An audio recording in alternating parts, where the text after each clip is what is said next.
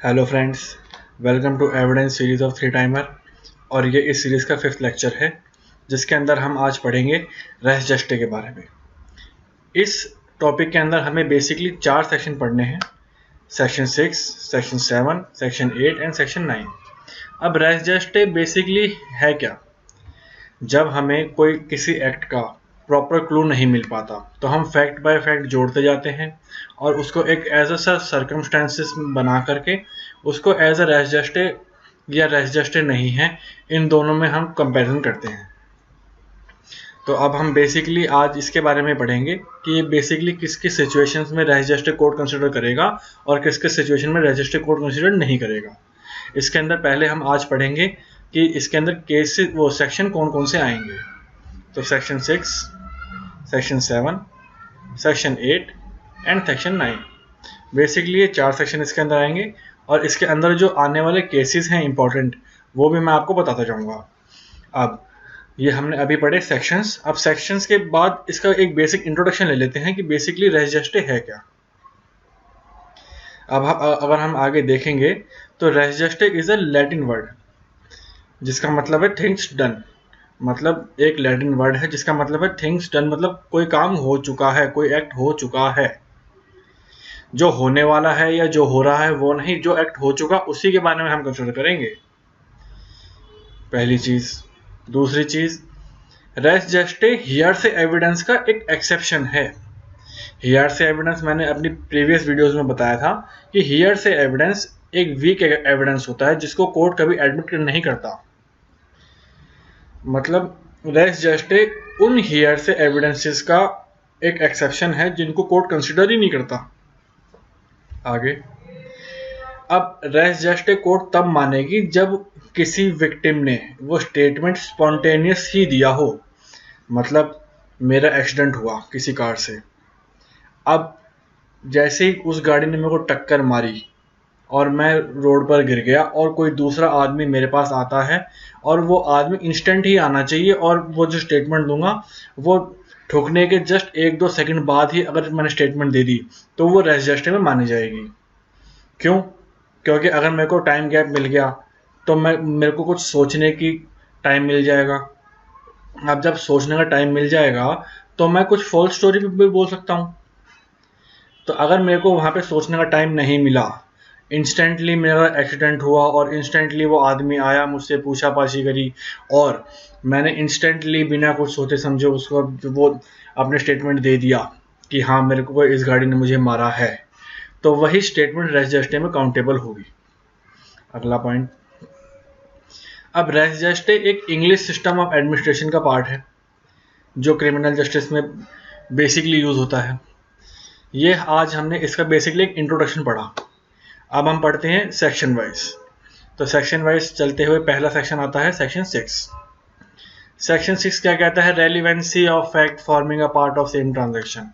मतलब उन फैक्ट की रेलिवेंसी हमें जाननी है जो कि एक सेम ट्रांजैक्शन को फॉर्म कर रहे हों या जो एक सेम ट्रांजैक्शन का पार्ट बन गए हों।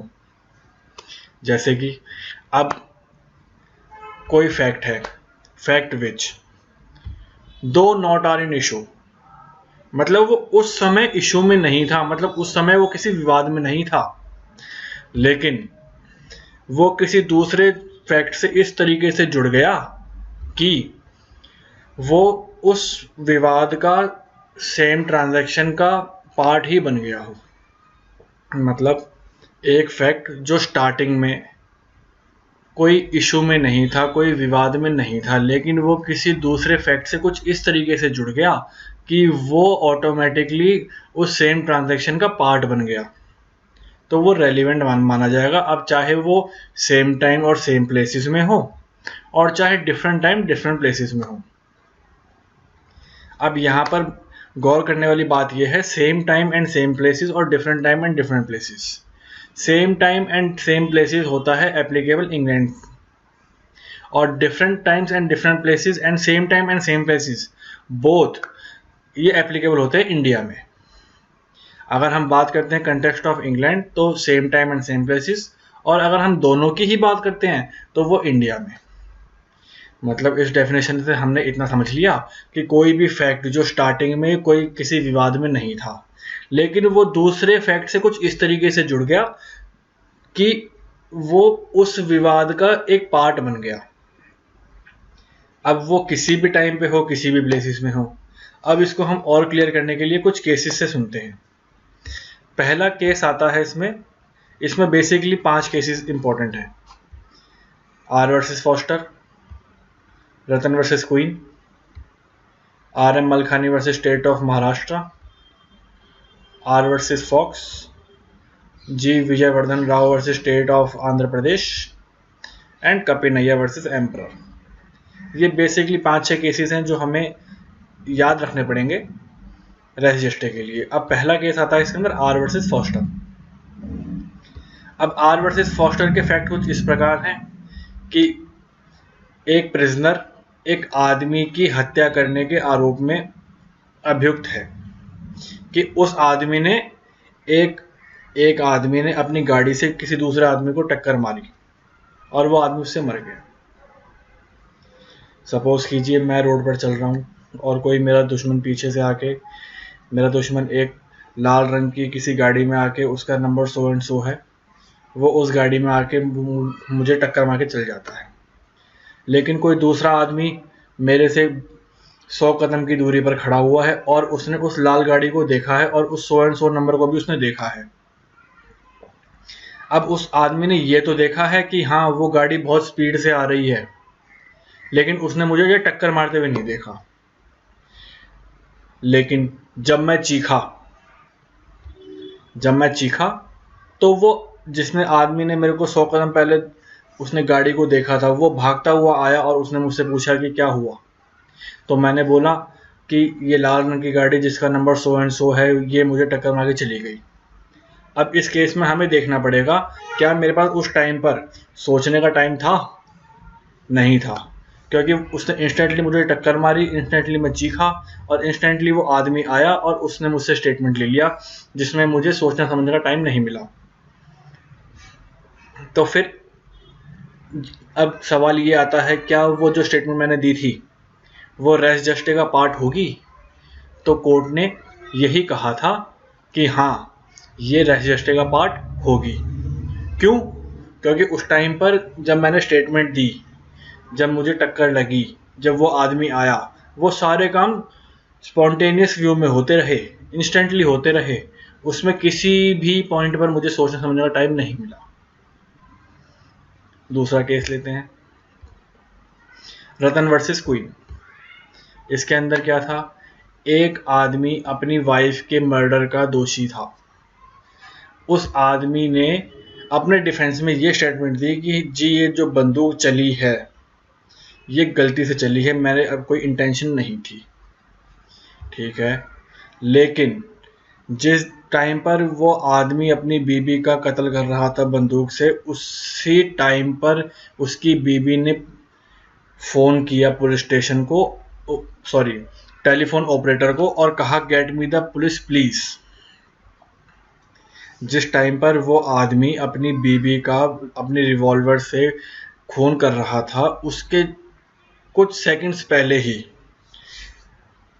उसकी वाइफ ने टेलीफोन ऑपरेटर को फ़ोन किया और कहा gate me the police please, और उसने हड़बड़ी में अपना एड्रेस भी बता दिया स्ट्रेस में आकर के, और हाथों हाथ पुलिस भी आ गई वहाँ पर और उस औरत को, उसकी वाइफ को वहाँ पर मृत पाया गया।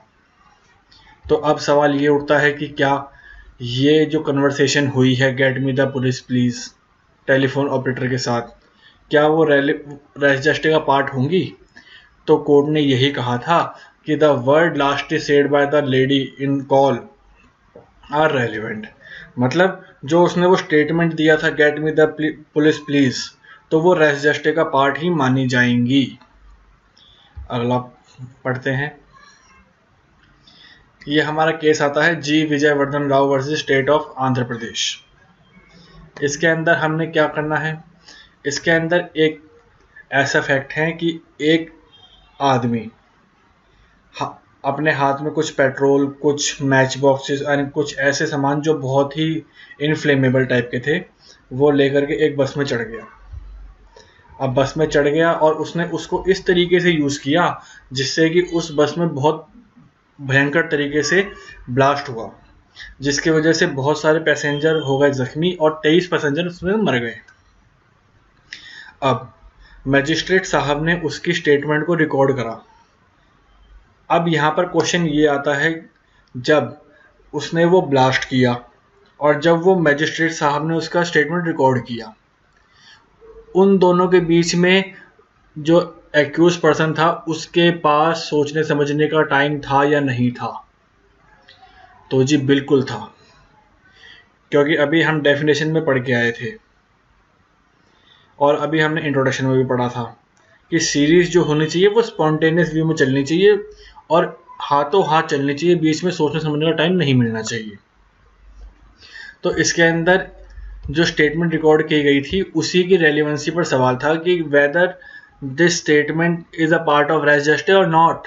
तो इसमें साफ साफ कह दिया गया it's not a part of a res gestae, because जब वो ब्लास्ट हुआ और जब वो मजिस्ट्रेट साहब ने रिकॉर्डिंग करी स्टेटमेंट की, उस टाइम के बीच में बहुत ज़्यादा गैप था और उस टाइम पर उस एक्यूज पर्सन को सोचने समझने का टाइम भी बहुत ज़्यादा मिल गया था जिससे कि वो एक फॉल्स स्टोरी लिख सके।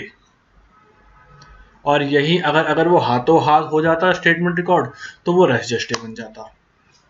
आगे चलते हैं। कपिनैया वर्सेस एम्परर। इस केस के फैक्ट कुछ इस तरीके से हैं कि एक लड़की ने अपनी मदर को कहा कि मेरे पति ने मेरे साथ कुछ रेप किया है। ठीक है, अब इसके अंदर क्वेश्चन ये आता है, क्या ये रेस जस्टे का पार्ट माना जाए? अब रेप हुआ सो एंड सो टाइम पर, उसने अपनी मम्मी को आके बताया, मदर को आके बताया सो एंड सो टाइम पर। अगर वो रेप होने के कुछ ही टाइम बाद बता देती, मतलब इंस्टेंटली बता देती, तब तो वो रेस जस्टे का पार्ट बन जाता। और यहाँ पे इसने कंप्लेंट भी नहीं करी, इसने डायरेक्टली अपनी मदर को आगे बोला और कुछ इंटरवल के बाद बोला, तो इसको भी यहाँ पे रेस जस्टे का पार्ट नहीं माना जाएगा। आगे चलते हैं। ये अभी हमने सेक्शन 6 पढ़ा था और अब हम पढ़ चलते हैं सेक्शन 7 पर। सेक्शन 7 बेसिकली कहता है कि ऐसे फैक्ट जो किसी का फैक्ट इन इशू के होने का ओकेजन बताते हों, कॉज बताते हों और इफेक्ट बताते हों। इस सेक्शन में हमें बेसिकली 3 चीज़ें याद रखनी है, ओकेजन, कॉज एंड इफेक्ट। किसका? फैक्ट इन इशू का। आगे चलते हैं। Fact which are occasion, cause and effect, मतलब कोई भी फैक्ट जो किसी के होने का, किसी के कारण का और किसी के इफेक्ट का, अब चाहे वो इमीडिएट हो चाहे वो कुछ टाइम बाद हो, किसका बताएंगे? किसी रेलेवेंट फैक्ट का या किसी फैक्ट इन इशू का।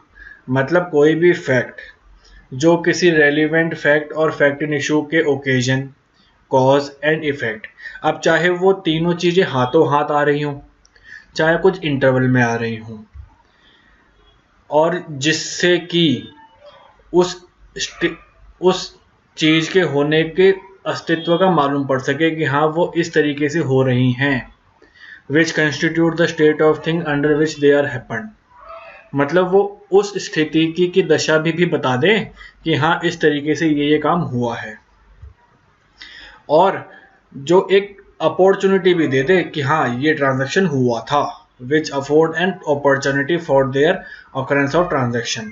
अगर ये सब चीज़ें हो गई हैं तो वो एक रेलिवेंट ही मानी जाएंगी। मतलब सेक्शन 7 में हमने सीधा सीधा ये समझ लिया कि किसी भी फैक्ट, कोई भी फैक्ट किसी रेलिवेंट फैक्ट और फैक्ट इन इशू के ओकेजन, कॉज एंड इफेक्ट को बता दे, चाहे वो हाथों हाथ इमीडिएट बता दे, चाहे वो थोड़ा टाइम अदरवाइज बता दे। ठीक है, और वो किसी भी चीज के होने का अस्तित्व बता दे, which constitute the state of thing under which they are happened, कि वो किस दशा में हुए थे, या फिर वो कोई किसी ट्रांजैक्शन के होने का, अकरेंस का कोई अपॉर्चुनिटी का सबूत दे दे, तो वो रेलेवेंट माने जाएंगे। अब इसके अंदर हम आगे चलते हैं तो ओकेजन। अब ओकेजन को हम इस तरीके समझेंगे, अब सपोज कर लीजिए कोई एक्ट हुआ, तो उसके हम सर्कमस्टांसेस भी देखेंगे ना कि हाँ ये इस तरीके से हुआ, ये उसकी टाइम थी, ये उसकी दशा थी। तो उस एविडेंस को भी हम तभी दे पाएंगे जब हमें उसका ओकेजन पता होगा कि हाँ ये जो एक्ट हुआ है, ये जो फैक्ट्स हमें मिले हैं, इनका बेसिकली ओकेजन क्या था। दूसरा कॉज। अब जैसे हम पढ़ के आए हैं कि हाँ जी ओकेजन हमें देखना पड़ेगा, ऐसे ही हमें कॉज भी देखना पड़ेगा। किसी भी सर्कमस्टांसेस को जानने के लिए हमें उसका कॉज भी देखना पड़ेगा, और ये कॉज एक बहुत इंपॉर्टेंट एलिमेंट है। इससे एक कोर्ट एक एक्ट को एक फैक्ट से जोड़ करके देखने में बहुत हेल्प मिल जाती है। मतलब अगर कॉज हमें मिल गया तो एक कोर्ट जो एक्ट हुआ है और उसमें आने वाले जितने फैक्ट हैं उनको आपस में जब जोड़ेगी तो उसमें कोर्ट को बहुत हेल्प मिल जाएगी, इसलिए कॉज भी हमें यूज करना पड़ता है। अब इफेक्ट। अब कोई भी एक्ट है उसके पीछे कोई ना कोई कारण तो होगा ही होगा, बिना कारण के कोई काम होता नहीं है। अब जब हमें इफेक्ट मालूम पड़ जाएगा तो उसके एक्ट के नेचर का भी हमें हाथों हाथ मालूम पड़ जाएगा। मतलब वो इफेक्ट जो है उस एक्ट के नेचर के ऊपर डायरेक्ट रोशनी डालेगा, जिससे कि एक कोर्ट को पूरी पूरी हेल्प मिलेगी। आगे चलते हैं अपॉर्चुनिटी। अब हमें ये भी तो देखना पड़ेगा ना कि हाँ ये जो काम हुआ है उसके पास क्या क्या था, किस हालात में काम हुआ, किस तरीके से काम हुआ। तो अगर हमें इससे इस सर्कमस्टांसेस को जानने में भी हेल्प मिल जाती है। मतलब किसी काम को करने के लिए अपॉर्चुनिटी अगर है तो वो भी हमें जानने में हेल्प मिल जाएगी। आगे स्टेट ऑफ थिंग। अब स्टेट ऑफ थिंग किस दशा में थी, कैसे हुआ, उसके पीछे का कारण क्या था, प्रिंसिपल फैक्ट क्या थे, ये सब हमें जानने में हेल्प मिल जाएगी। अब हम चलते हैं सेक्शन 8 पर। इस डेफिनेशन को मैंने बेसिकली दो पार्ट में डिवाइड किया है। Motive, preparation and previous and subsequent conduct.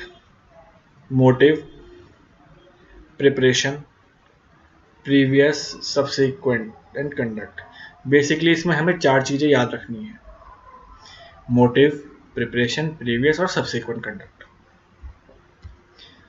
कोई भी फैक्ट रेलिवेंट माना जाएगा, एनी फैक्ट इज रेलिवेंट, जो शो कर रहा हो क्या, फैक्ट और प्रिपरेशन किसका, किसी भी फैक्ट इन इशू और रेलिवेंट फैक्ट का। मतलब कोई भी फैक्ट तब रेलिवेंट मान लिया जाएगा जो कि किसी फैक्ट इन इशू और रेलिवेंट फैक्ट के मोटिव और प्रिपरेशन को शो कर दे। अब इसी डेफिनेशन में दूसरी बात करते हैं हम कंडक्ट का। अब जब कंडक्ट होगा तो इसमें कंडक्ट किस किस का होगा? Conduct of any party, any agent of any party, मतलब कोई भी पार्टी या किसी पार्टी का कोई एजेंट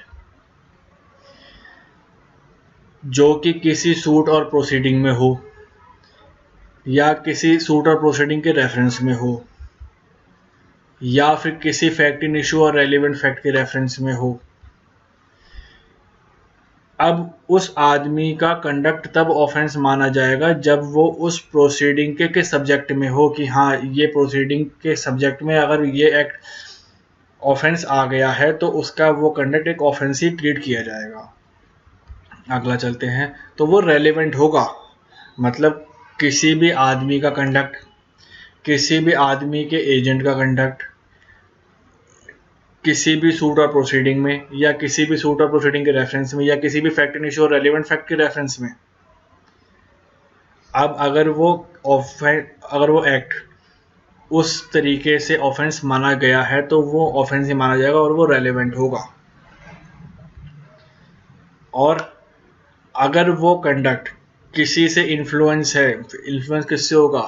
फैक्ट इन इशू और रेलेवेंट फैक्ट से, तो वो प्रीवियस और सब्सिक्वेंट भी माना जा सकता है। ठीक है जी। मोटिव एक तरीके से मूविंग पावर है, मतलब किसी भी काम करने के लिए एक मोटिव चाहिए होता है, और एविडेंस ऑफ मोटिव हमेशा रेलेवेंट माना जाएगा। लेकिन एविडेंस ऑफ मोटिव अपने आप में सफिशिएंट नहीं होता। अगर कोई और एविडेंस आ गया तो उसको भी देखा जाएगा, खाली मोटिव के एविडेंस के ऊपर हम डिपेंड नहीं रह सकते।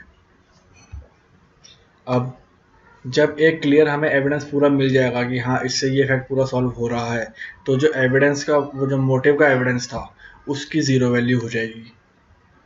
मतलब अगर हमारे पास किसी केस में पूरे एविडेंस आ जाते हैं, तो जो हमारे पास पहले एविडेंस था मोटिव का, तो उसकी वैल्यू नहीं रहेगी, वो इररेलेवेंट हो जाएगा। प्रिपरेशन दूसरा इम्पोर्टेंट एलिमेंट। अब किसी भी ऑफेंस को करने के लिए प्रिपरेशन बहुत ज़रूरी एलिमेंट होता है। अगर हम आईपीसी में पहले पढ़ के आए हैं तो हमें ये मालूम होगा कि motive and preparation both are important element for conducting act.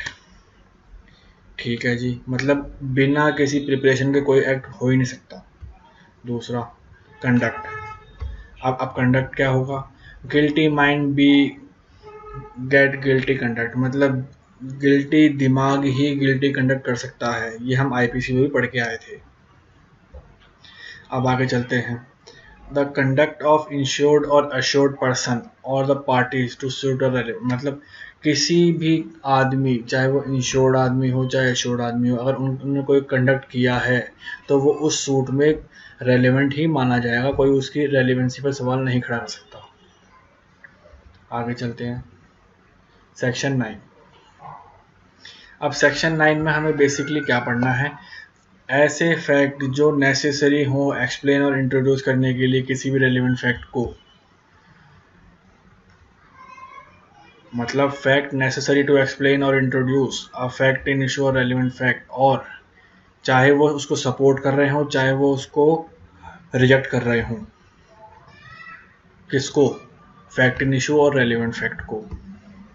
या वो किसी आदमी की आइडेंटिटी को या किसी और चीज़ की आइडेंटिटी को एस्टेब्लिश कर रहे हों, which establish the identity of anything और आइडेंटिटी ऑफ एनी पर्सन, वो रेलिवेंट माने जाएंगे।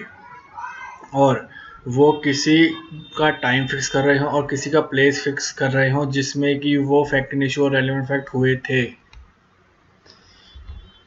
या फिर वो किसी भी पार्टी का आपस में रिलेशनशिप बता रहे हों कि जिनके बीच में वो ट्रांजैक्शन हुई थी। यहाँ पर बेसिकली हमें रिलेशनशिप एस्टेब्लिश की बात करनी थी, जैसे कि फैक्ट, ऐसे फैक्ट नेसेसरी टू एक्सप्लेन और इंट्रोड्यूस, उनको नेसेसरी करना ही पड़ेगा, एक्सप्लेन करो चाहे इंट्रोड्यूस करो फैक्ट इन इशू और रेलिवेंट फैक्ट को, और चाहे वो सपोर्ट करे चाहे उसको रिजेक्ट करे, या फिर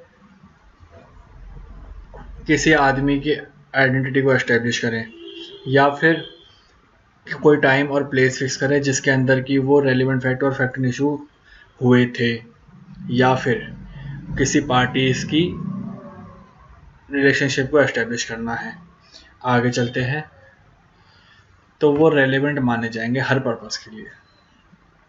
अब इसके अंदर important cases: Noor Mohammad versus emperor, Mohammad Roshan versus state of Odisha, Farooq and other versus state of Kerala, Ram Sevak versus state of MP. अब नूर मोहम्मद वर्सेस एम्परर।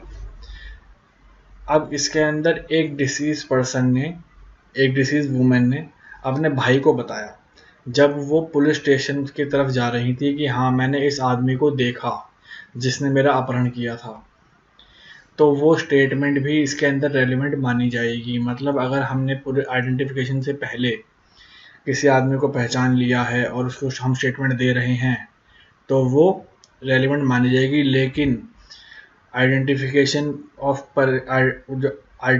परेड होगी वो हमारे सामने ही होगी, हमसे पहले नहीं हो सकती।